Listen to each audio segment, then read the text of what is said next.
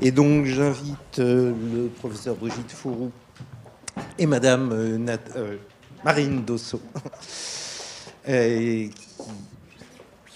est infirmière d'éducation thérapeutique, à nous parler de la surveillance à domicile des enfants sous ventilation non invasive au long cours.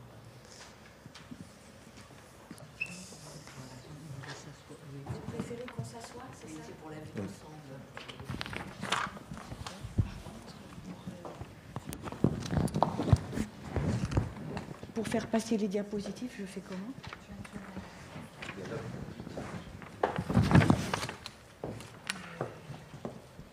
C'est où ? Télécommande.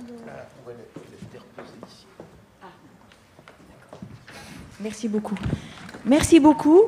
Je suis Brigitte Fourroux, je dirige l'unité de ventilation non invasive et du sommeil de l'enfant à l'hôpital Necker. Et je suis ici avec Marine Dosso, qui est donc infirmière d'éducation thérapeutique pour la ventilation non invasive. Donc, juste pour vous illustrer un petit peu quel patient ça concerne, juste 2 diapositives sur la respiration normale. Pour pouvoir respirer normalement, il faut que le cerveau commande les muscles respiratoires qui vont faire rentrer l'air dans les poumons. Ce qui fait qu'il faut un cerveau qui marche bien, qui commande, il faut des muscles respiratoires suffisamment performants et il faut également que les voies aériennes soient bien ouvertes avec un poumon fonctionnel. Ce qui fait que lorsqu'il y a une anomalie de une de ces 3 composantes, on peut avoir une respiration insuffisante. En d'autres mots, il y a des maladies où le cerveau ne commande pas. C'est les hypoventilations alvéolaires centrales. Il y a les maladies que vous connaissez très bien, c'est les maladies neuromusculaires où les muscles respiratoires sont également trop faibles pour gonfler la cage thoracique et faire rentrer l'air. Également, il y a un 3e groupe de pathologies où l'effort pour respirer est rendu trop difficile parce que les voies aériennes, les conduits sont trop petits. Et dans chacune de ces 3 situations, la ventilation non invasive, donc une aide respiratoire qui se fait avec un petit masque posé sur le nez, peut corriger et normaliser la respiration. En d'autres mots, en fonction des maladies, la machine peut remplacer le cerveau, donc elle délivre à l'enfant, par l'intermédiaire du masque, un volume, une quantité d'air avec un rythme adapté à son âge. Elle peut aussi remplacer les muscles respiratoires, donc faire le travail des muscles respiratoires. Et lorsque les conduits sont trop serrés, trop étroits, à ce moment-là, il suffit d'insuffler de l'air avec une certaine pression pour maintenir les voies aériennes ouvertes. Donc, ça concerne quel enfant ? Alors, pour vous donner une illustration, je pense que la France est une référence dans le domaine mondial sur la ventilation non invasive, puisqu'on est un des pionniers à avoir débuté ce traitement et qu'on a une expertise, exceptionnelle dans le domaine. Et on est organisé en France aussi en réseau, avec 28 centres hospitalo-universitaires où il y a des pneumopédiatres en CHU qui s'occupent des enfants sous ventilation non invasive au long cours, puisque ces traitements se font par définition à la maison, au domicile. Donc, juste pour vous dire qu'on avait fait une enquête en janvier 2019, et en fait, il y avait à l'époque, donc en 2019, pratiquement 1500 enfants traités par ventilation non invasive au long cours à domicile en France. Vous voyez, il y a 2 types de traitements. PPC, c'est pression positive continue, donc c'est le traitement où simplement une pression d'air pour ouvrir les voies aériennes. Donc ça concerne avant tout les pathologies malformatives de la face, de la tête, du cou. Et ensuite, vous avez donc la VNI, où il y a le volume et la fréquence. Ça concerne surtout les maladies neuromusculaires. Et vous allez voir que dans 90 à 95% des cas, tous ces enfants ont des maladies rares ou des maladies génétiques.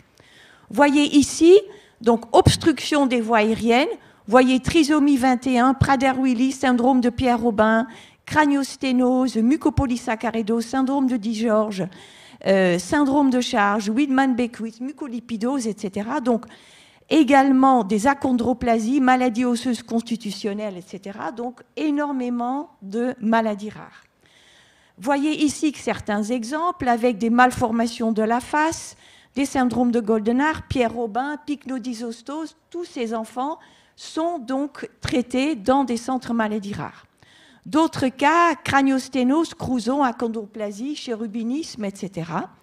Ensuite, le deuxième groupe qui a donc besoin d'une ventilation non invasive, donc un bol d'air qui est administré à l'enfant avec une fréquence régulière, c'est avant tout les maladies neuromusculaires, donc pris en charge ici dans le centre de référence maladies neuromusculaires, mais aussi des maladies du système nerveux central comme des encéphalopathies, des syndromes de Rett, des maladies aussi cardio-respiratoires. Et voyez ici, par exemple, la quantité d'air qui va pouvoir rentrer dans nos poumons est insuffisante lorsque l'enfant a des scolioses très sévères, une maladie neuromusculaire, une mucopolysaccharidose avec des petits thorax, aussi des obésités syndromiques comme le syndrome de Rodanet, etc. Alors, bien sûr, les enfants ont besoin de technologies particulières. Alors, je passe le mot à Marine. Excusez-moi, j'ai une voix un petit peu réduite. Pour vous parler du coup des interfaces et des ventilateurs qu'on va installer chez le patient pour qu'il puisse rentrer à la maison.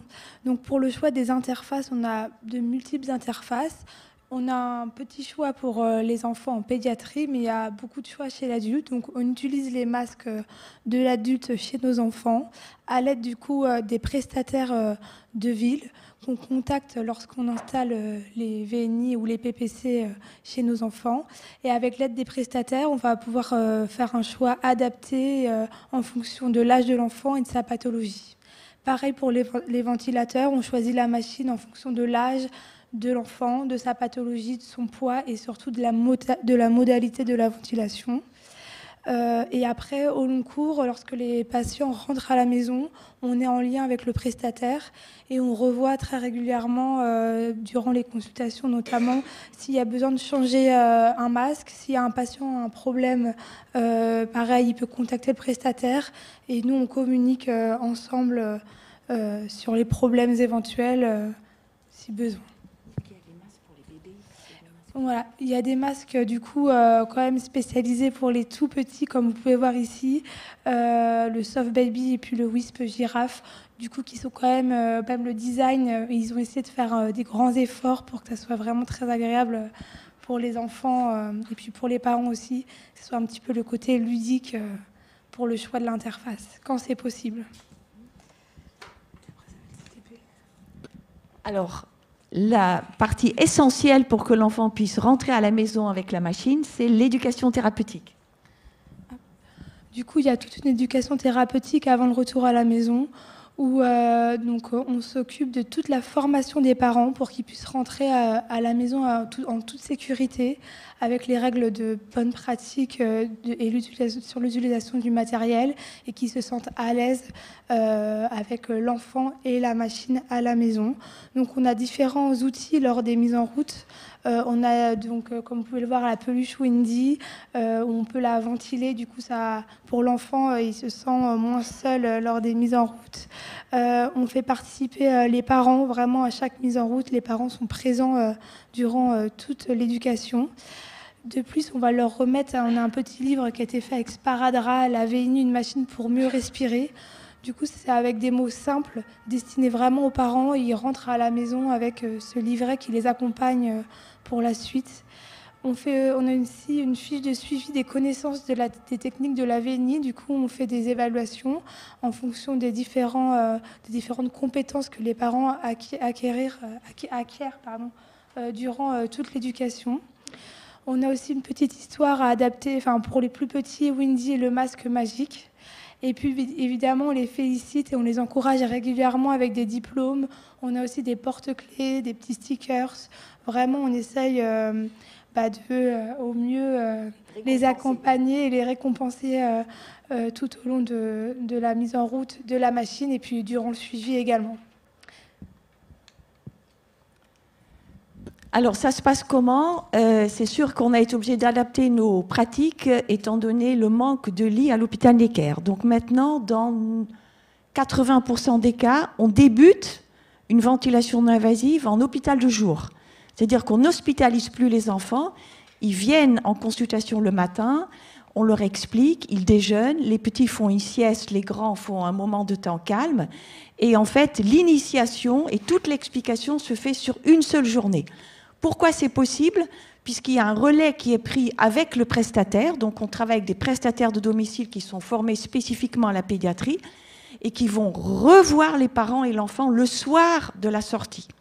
Ils retournent également la semaine après. Marine fait des appels téléphoniques réguliers le lendemain à 48 heures, etc. Donc il y a vraiment un suivi extrêmement serré dans les suites immédiates de la mise en route.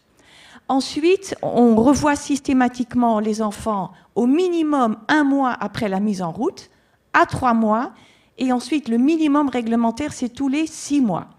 Chaque fois qu'on voit l'enfant de nouveau en consultation à l'hôpital, il a été vu préalablement par le prestataire de domicile à la maison, qui a récupéré toutes les données informatiques enregistrées dans la machine de l'enfant pour qu'on puisse avoir de manière objective et réelle la qualité de la respiration de l'enfant avec la machine et également son observance. Et bien sûr, en fonction de l'âge, en fonction de la compréhension du patient, etc., on peut faire des visites supplémentaires.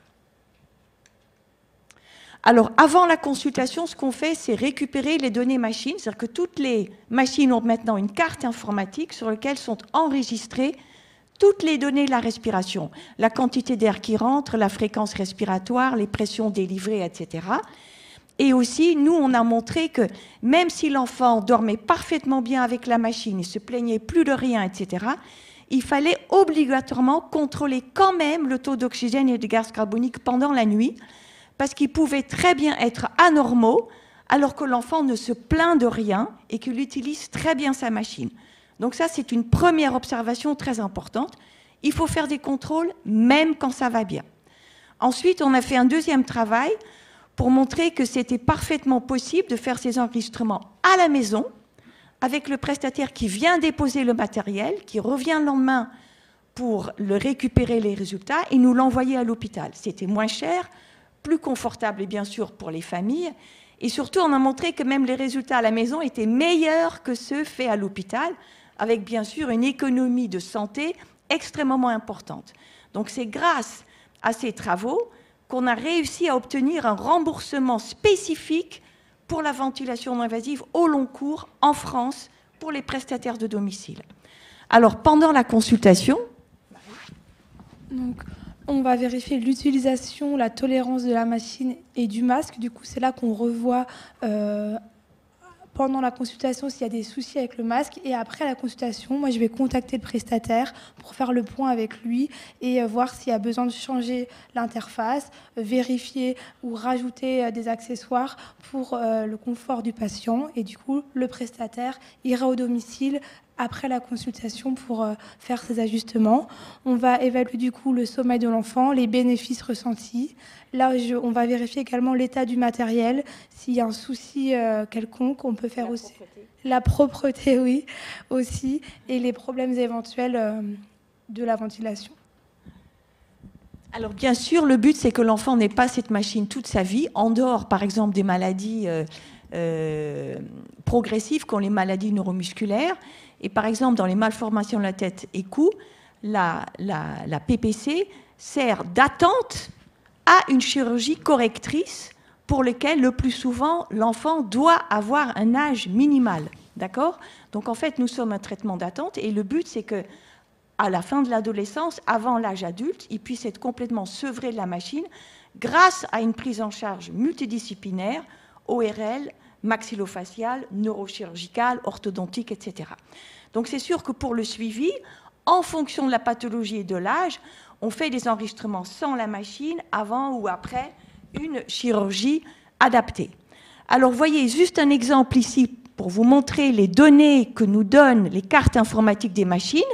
Voyez ici une donné sur un mois, voyez qu'en haut, chaque barre représente une nuit, et plus la barre est haute, plus le nombre d'heures que l'enfant a dormi avec la machine est important.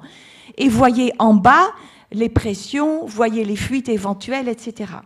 On peut également, à l'aide de la carte machine, regarder cycle respiratoire par cycle respiratoire de manière extrêmement précise la respiration de l'enfant.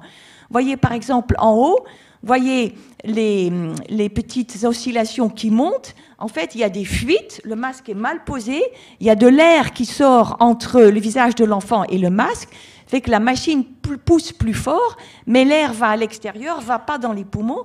Donc, grâce aux cartes machines, on peut regarder tout ça et on n'a pas besoin de faire un enregistrement du sommeil complet à l'hôpital pour contrôler tout ça et le corriger. Et bien sûr, les barres vertes représentent la durée d'utilisation, vert quand la durée est suffisante, rouge quand elle est insuffisante. Vous voyez ici une gazométrie nocturne, donc là, c'est des petits appareils que les prestataires peuvent acheter pour les enfants, avec un petit capteur ici qui se met à l'oreille. Vous voyez en rouge le taux d'oxygène, en vert le taux de gaz carbonique. Vous voyez que cet enfant, il a un enregistrement qui montre encore la persistance d'anomalies, ce qui nécessite l'adaptation des réglages. Donc en fait, grâce à tous nos travaux qu'on a fait chez l'enfant, on a obtenu en 2017, en fait, par le Comité économique des produits de santé, un remboursement tout à fait spécifique pour l'enfant, qui est beaucoup plus cher que l'adulte, pour que le prestataire puisse acheter des masques adaptés, des machines adaptées, qui sont plus chères pour l'enfant que pour l'adulte. Donc on a un forfait spécifique pour la pédiatrie, juste comparaison, 65 € par semaine pour un enfant de moins de 6 ans, 45 pour 6 à 16 ans, pour 17 € ou moins pour un adulte.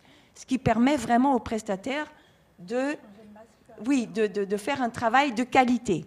Et aussi, on a obtenu le remboursement pour les prestataires de 2 enregistrements de gazométrique par an, par enfant, ce qui fait donc une économie d'hospitalisation. Et pareil pour la ventilation non invasive. Donc juste pour conclure, le nombre d'enfants sous VNI augmente. Il a été multiplié par 20 en France en 20 ans. Les pathologies sont essentiellement des maladies rares, mais le suivi se fait à domicile, en lien avec des prestataires qui doivent être formés à la VNI de l'enfant.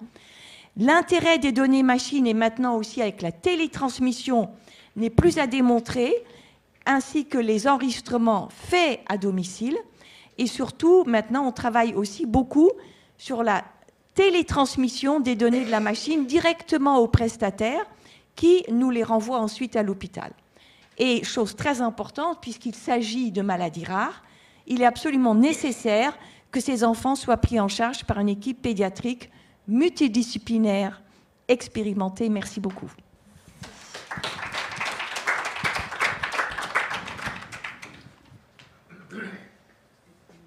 Merci beaucoup pour cette très belle présentation qui, comme la présentation précédente, démontre l'importance, le caractère indispensable d'avoir des compétences qui sont, je dirais, exceptionnelles.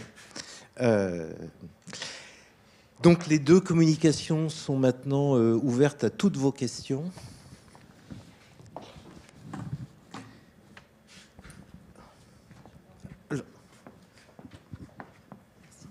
Je voulais faire une petite bravo à toutes les 2 équipes, bien entendu. Je crois que ce qui est très important dans ce que tu as montré, Brigitte, c'est l'importance de démontrer l'efficacité, le besoin d'une technique pour qu'elle puisse être enregistrée comme indispensable et soutenue, et qu'il faut commencer par ces évaluations, la démonstration qui peut être extrêmement lourde dans des maladies rares, mais pour qu'après les portes s'ouvrent, quoi. En fait, c'est le fait d'avoir des publications internationales avec ces résultats qui ont convaincu en fait le CEPS de faire un remboursement spécifique adapté pour l'enfant, et on est le seul pays au monde. Mais ça a été un combat parce que pendant 1 an et demi, j'ai fait face à 80, je dirais, prestataires, pneumologues adultes, etc., qui n'étaient pas d'accord, mais je crois que les faits une fois qu'ils sont démontrés, acceptés, publiés sur le plan international, il n'y a pas de discussion. Et c'est un exemple pour d'autres pays qui vont prendre, enfin, qui se basent en fait sur l'expérience française pour reproduire, essayer d'obtenir la même chose pour les enfants dans leur pays. Merci pour eux. Est-ce que vous avez rencontré d'après ce que j'ai compris, vous avez le même genre de difficultés ou en pire pour la prise en charge et la reconnaissance de la prise en charge de ces rééducations très très spécifiques? Nous, on s'est heurté. Alors, on travaille aussi avec des prestataires privés, du coup, pour tout ce qui est les sondages à domicile, à l'école surtout, puisque après, ce sont les parents qui sont autonomisés ou les lavements. Mais concernant la rééducation périnéo-sphinctérienne, on s'est heurté à l'Institut français de périnéologie, pour pas la nommer, qui voyait en nous une concurrence en fait. Et le fait d'afficher, et on s'est rencontrés, on a longuement discuté, le fait d'afficher en ligne ce qu'on voulait faire nous sur le site Marep, mais alors moi de manière très très naïve, je voulais faire une carte de France avec tous les kinés. Il y a eu une levée de bouclier en disant mais nous on a notre réseau, nous on travaille entre nous et venez pas nous faire de la concurrence. Et c'est vrai qu'on n'a pas dit notre dernier mot. À l'ARS, il y avait quelqu'un qui travaillait dessus. On n'a pas eu de nouvelles, ça fait 2 ans, mais il y a eu le Covid entre-temps, qui justement travaillait sur une carte de France des rééducations périnéales, parce que ça sert aussi pour le postpartum, ça sert aussi pour les adultes, ça sert à plein d'autres personnes. Et chez les petits-enfants, l'oncoprésie est un fléau. J'en vois, mais de plus en plus. Alors que c'est une maladie fréquente, ils ne savent pas où aller, et donc ils viennent au centre maladie rare. Et donc ça, c'était une parenthèse. Mais c'est vrai qu'on se heurte, et finalement, on finit souvent avec des prestataires privés, malheureusement, parce que je pense que vous, votre prestataire est privé.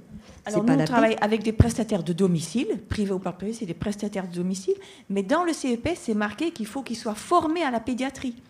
Et c'est que nous, on travaille avec 4 prestataires, principalement, mais on travaille avec des prestataires sur toute la France, voire dans les dom-toms et à l'étranger. Il faut qu'ils aient une formation à la pédiatrie. C'est obligatoire, c'est marqué. Oui, on a un problème un peu similaire sur les sondages à l'école.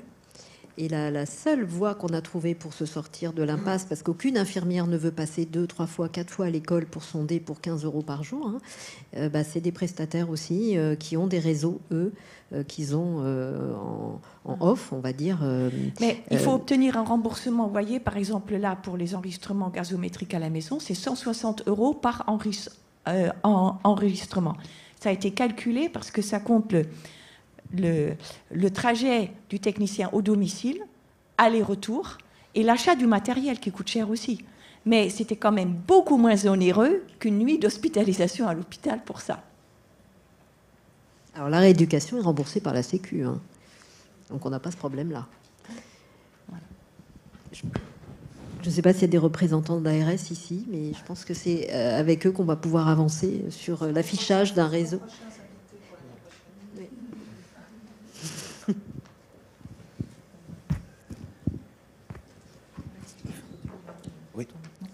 Merci beaucoup. On va peut-être arrêter là parce qu'on a un petit peu dépassé le temps et qu'on va essayer de rester dans le timing.